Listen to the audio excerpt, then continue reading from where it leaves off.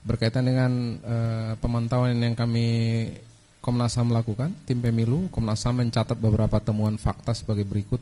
Dengan Ibu Erna Dianasari Ukiru.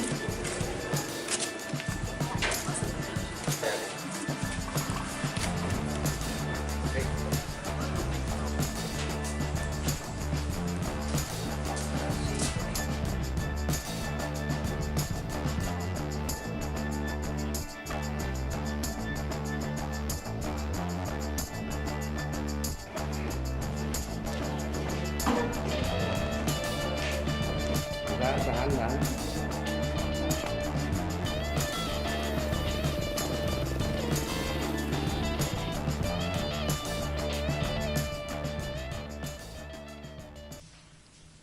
Berkaitan dengan pemantauan yang kami Komnas HAM lakukan, tim pemilu Komnas HAM mencatat beberapa temuan fakta sebagai berikut. Pertama, terkait hak pilih kelompok marginal dan kelompok rentan.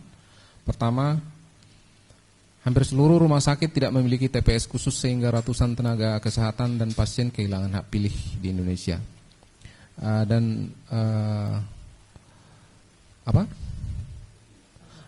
Yang kedua, ribuan warga binaan kehilangan hak pilih karena tidak terdaftar sebagai DPT dan DPTB.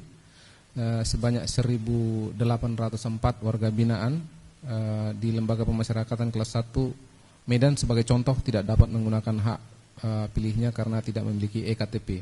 Sementara di rutan kelas 2B Kabupaten Poso sebanyak 205 warga binaan yang masuk dalam daftar pemilih TB tidak dapat menggunakan hak pilihnya karena kekurangan surat suara. Hal yang sama juga terjadi di lembaga pemasyarakatan kelas 2A Manado yang juga kami pantau, di mana 101 warga binaan yang terdaftar sebagai daftar pemilih tetap tambahan tidak dapat menggunakan hak pilihnya karena kekurangan surat suara. Minimnya akses bagi kelompok disabilitas. Selain sarana dan prasarana di lokasi TPS yang tidak ramah disabilitas, Komnas juga tidak menemukan adanya surat suara braille bagi pemilih netra. Banyak pekerjaan yang tidak bisa memilih dan kehilangan hak pilihnya karena harus bekerja pada hari pemungutan suara.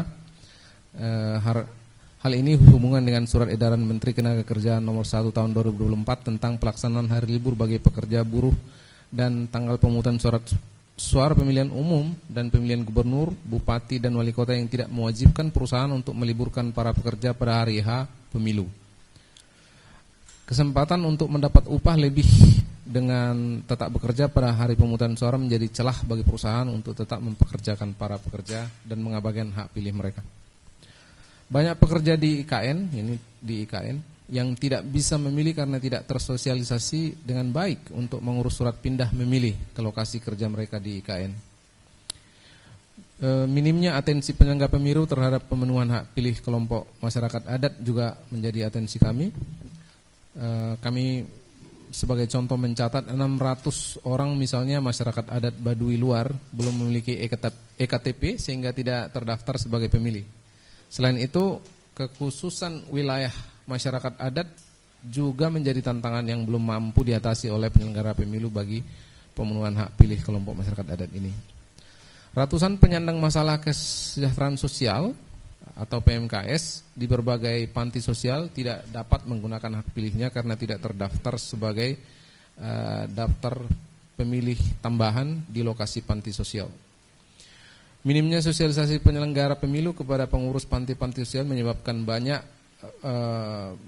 penyandang masalah kesejahteraan sosial ini dan warga binaan yang tidak dapat menggunakan hak pilihnya. Di situ? Oke. Poin yang kedua terkait netralitas aparat negara. Temuan terkait netralitas aparat negara sangat berhubungan dengan politik uang untuk pemenangan peserta pemilu tertentu. Beberapa temuan penting Komnas HAM terkait netralitas aparat negara diantaranya adalah sebagai berikut. Dari pantauan kami sebanyak 12 kepala desa di Kecamatan Budurun, Kabupaten Sidoarjo, Provinsi Jawa Timur menyatakan dukungannya kepada salah satu peserta pemilu. Rapat koordinasi kepala desa di Kabupaten Temenggung, contoh lainnya, untuk pemenangan peserta pemilu tertentu. Kami juga menemukan adanya arahan Wali Kota Samarinda kepada jajarannya untuk memilih peserta pemilu tertentu. Hal lain, contoh lain juga adalah seorang oknum ASN di Kabupaten Cianjur tertangkap tangan melakukan politik uang untuk pemenangan peserta pemilu tertentu. Terkait netralitas aparat negara, kami juga menemukan temuan video ajakan pejabat Gubernur Kalimantan Barat yang mengajak masyarakat untuk memilih calon presiden dan calon wakil presiden yang mendukung pembangunan IKN. Ajakan ini disampaikan oleh PJ Gubernur Kalimantan Barat pada peringatan HUT Pemerintahan Provinsi Kalimantan Barat pada 24 Januari 2024. Terima kasih. Dilanjutkan Pak Pram. Saya melanjutkan 3, hak kesehatan dan hak hidup petugas pemilu.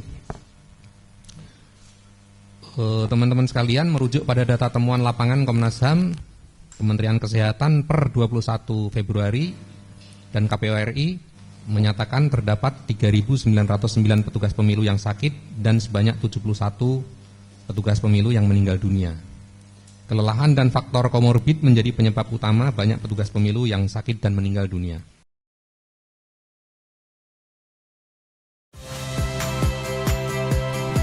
Saya Rahmat Ibrahim. Saksikan program-program Kompas TV melalui siaran digital, pay TV, dan media streaming lainnya. Kompas TV, independen, terpercaya.